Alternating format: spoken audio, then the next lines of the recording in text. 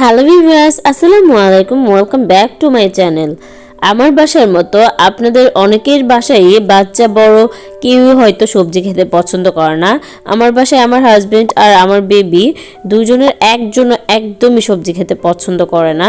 তার জন্য আমি এই নিনজা টেকনিকে চাইনিজের মতো করে আমি নুডলস রান্না করে এই নুডলসের মধ্যে অনেক রকমের সবজি ব্যবহার করে আমি এভাবে রান্না করে দেই। তারা খেতে খুবই পছন্দ করে আর তারা বুঝতেই পারে না আমি যে এই নুডলসে এত সবজি ইউজ করেছি।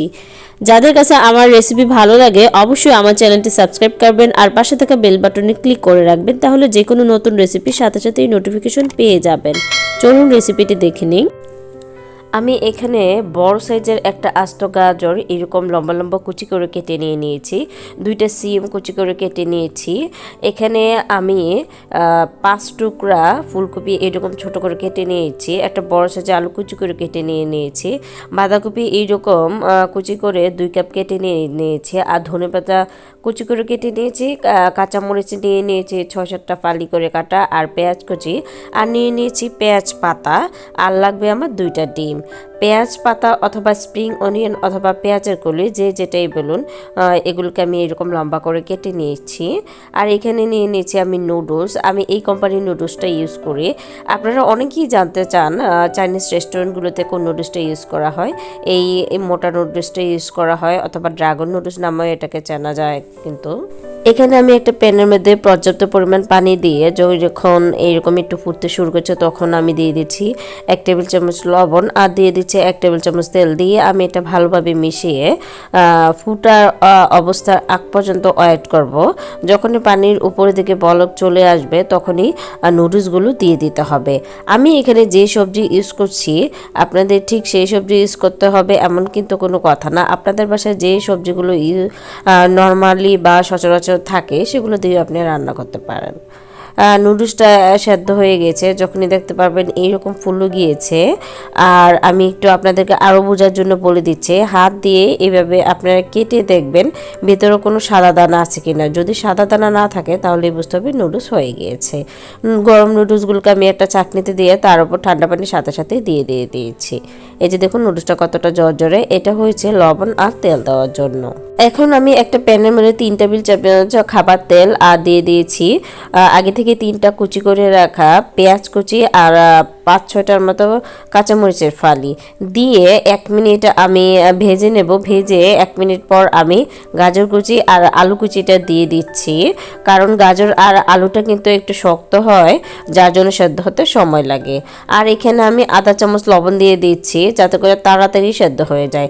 আমি নাড়াচাড়া করে লবণটা মিশিয়ে ঢাকনা দিয়ে ঢেকে রেখে দেব 1 থেকে 1.5 মিনিটের জন্য। এর মধ্যেই কিন্তু আপনার গাজর আর আলুটা অনেকটা নরম হয়ে যাবে। তারপর আমি ঢাকনা খুলে দিচ্ছি। এই যে দেখুন কালারটা কিছুটা চেঞ্জ হয়ে গিয়েছে আর অনেকটাই নরম হয়ে গিয়েছে। ঠিক এই পর্যায়ে আমি দিয়ে দিচ্ছি সিমগুলো যেগুলো কুচি করে কেটে রেখেছিলাম। সিমটা একটু কমিয়ে দিবেন, কখনোই সিম বেশি দেবেন না তাহলে কিন্তু গন্ধ আসে। এই পর্যায়ে আমি দিয়ে দিচ্ছি ফুলকপি কেটে রাখাগুলা। আমি যেই সবজি ইউজ করছি এগুলোই ইউজ করতে হবে এমন কোনো কথা নেই, আপনার বাসায় যেটা থাকবে আপনি সেটা ইউজ করবেন। ফুলকপি দিয়ে আমি আবারও 1 মিনিটের মতো ওয়েট করেছিলাম ঢাকনা দিয়ে। 1 মিনিট পর ঢাকনা খুলে আমি দিয়ে দিচ্ছি 2 কাপ বাঁধাকপি কুচি করে রাখা কাটাগুলো। অবশ্যই বাঁধাকপি ইউজ করবেন আর খুব বেশি ইউজ করবেন, কারণ বাঁধাকপিতে খুবই ভিটামিন সি, এ আর অনেক রকম ভিটামিন রয়েছে যা স্বাস্থ্যের জন্য খুবই উপকারী। আর বাঁধাকপি দিলে নুডলসের সাথে একদমই বোঝা যায় না যে আপনি এত বাঁধাকপি ইউজ করেছেন। আমি বাঁধাকপি দিয়ে 30 মিনিট করেছি ঢাকনা দিয়ে যাতে বাঁধাকপিটা একটু নরম হয়ে যায়। তারপর আমি ঢাকনা খুলে এইরকম আপনারা স্ক্রিনে যেরকম দেখতে পাচ্ছেন আমি এক পাশ করে ফেলেছি যাতে তেলটা একদিকে সরে আসে। সেই তেলের মধ্যে আমি 2টা ডিম ভেঙে দিয়ে দিব। ডিম ভেঙে দিয়ে তার মধ্যে সামান্য একটু লবণ দিয়ে দেব যাতে করে আপনার ডিমের লবণের টেস্টটা চলে আসে। ডিম দিয়ে আমি একটা খুন্তির সাহায্যে লবণ দিয়ে দিয়ে দিয়েছিলাম সেটা আমি খুব ভালোভাবে মিশিয়ে নেব। মিশিয়ে আমরা একটু 1 মিনিটের মতো ওয়েট করব যাতে ডিমটা হয়ে যায়। হবার পর 1 মিনিট পর কিন্তু আবারও খুন্তি দিয়ে এগুলোকে নাড়াচড়া করে একদম কুচি কুচি করে দেব, যাতে ডিমটা সবজির সাথে স্প্রেড হয়ে যায়, ভালোভাবে মিশে যায় আর মানিয়ে যায়। এতে করে কিন্তু আপনার আলাদা পাত্রে ডিম ভাজতে হয় না। আপনি যদি এই পদ্ধতিতে নুডলসটা রান্না করেন অনেক বেশি স্বাদ হয়। এই যে দেখুন ম্যাগি এই মশলাগুলো 5 টাকা করে সব দোকানে পাওয়া যায়। আর এখনকার যুগে এই ম্যাগি মশলা ম্যাক্সিমাম সবার বাসায় থাকে, আর যাদের বাসায় নাই তারা অবশ্যই কিনে নেবেন, কারণ এটা খুবই সুস্বাদু একটা মশলা। নুডলস বিভিন্ন তরকারিতে দিলে খুবই সুস্বাদু হয়। আমি এটাও বলে দিব আপনাদেরকে এই মশলা না থাকলে আপনারা কোন মশলা ইউজ করবেন, সেটা আমি আপনাদেরকে বলে দিব অবশ্যই। তার জন্য আমাদের সাথে থাকতে হবে। এখানে আমি দিয়ে দিয়েছি 2 টেবিল চামচ সয়া সস দিতে অবশ্যই নুডলসের চেষ্টা করবেন, তাহলে চাইনিজ ফ্লেভার আসবে। এখানে আমি দিয়ে দিচ্ছি আধা চামচ ধনিয়ার গুঁড়া, আর এখানে আমি দিয়ে দিচ্ছি আধা চামচ থেকে একটু বেশি জিরার গুঁড়ো। এখন আমি বলি যাদের বাসায় ম্যাগি নুডলসের মশলা না থাকবে তারা ম্যাগি মশলার বদলে 1 চামচ ধনিয়ার গুঁড়া আর 1 চামচ জিরা গুঁড়া দিবেন। আপনার নুডলসের পরিমাণ যদি অনেক বেশি হয় সেক্ষেত্রে মশলার পরিমাণ আরও বাড়িয়ে দিবেন, তাহলে আপনার স্বাদটা খুবই ভালো আসবে।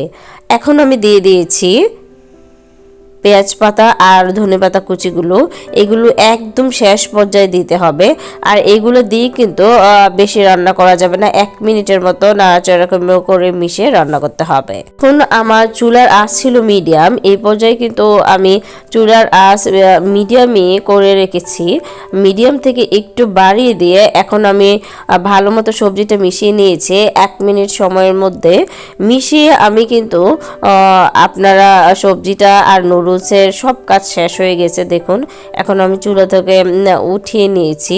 এখন চুলা থেকে উঠিয়ে আমি এর মধ্যে আগে থেকে সেদ্ধ করে রাখা নুডলসগুলো দিয়ে দিচ্ছি, দিয়ে আমি ভালো মতো করে মিশিয়ে নেব। আর এই পর্যায়ে চুলার আঁচ আপনারা চাইলে দিতে পারেন অথবা না চাইলে চুলাতে জাল না করতে পারেন। আমি এই পর্যায়ে চুলার আঁচ একদম লো করে 1-1.5 মিনিট সময় নিয়ে সব নুডলস ভালো মতো মিশিয়ে নিচ্ছি। আপনাদের কাছে যদি এইরকম ড্রাগন নুডলস না থাকে আপনারা কিন্তু চাইলে স্প্যাগেটি অথবা অন্য যে কোনো কোকাকোলা, ম্যাগি, মিস্টার নুডলস আপনার বাসায় যেই নুডলসই থাকে সেই নুডলস দিয়ে এভাবে রান্না করতে পারেন, তাহলে কিন্তু আপনার নুডলসটা খুবই টেস্টি হবে। দেখুন আমার নুডলসটা কতটা ঝরঝরা আর পারফেক্ট হয়েছে, দেখতে কতটা সুন্দর হয়েছে, একদম চাইনিজ রেস্টুরেন্টের নুডলসের মতো কিন্তু হয়েছে, চাউমিনের মতোই কিন্তু হয়েছে দেখতে, আর খেতেও কিন্তু খুবই দুর্দান্ত।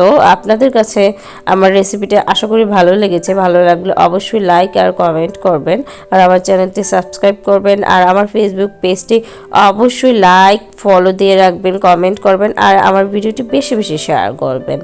আর একটা কথা বলি, আমার বাসায় আমার যে নুডলস আর সবজি ছিল আমি সেগুলো ইউজ করেছি। আপনার বাসায় যেগুলো থাকবে আপনি সেগুলো ইউজ করবেন। আমি যে স্টেপ বাই স্টেপ আর বিভিন্ন টিপস আর ট্রিক্স বলেছি সেগুলো যদি আপনারা ফলো করেন আপনাদের রেসিপিও অনেক পারফেক্ট আর মজাদার হবে। রান্না হচ্ছে একটা আর্ট, তার জন্য তার মধ্যে অনেক মনোযোগ দিতে হবে। আজকের মতো বিদায় নিচ্ছি।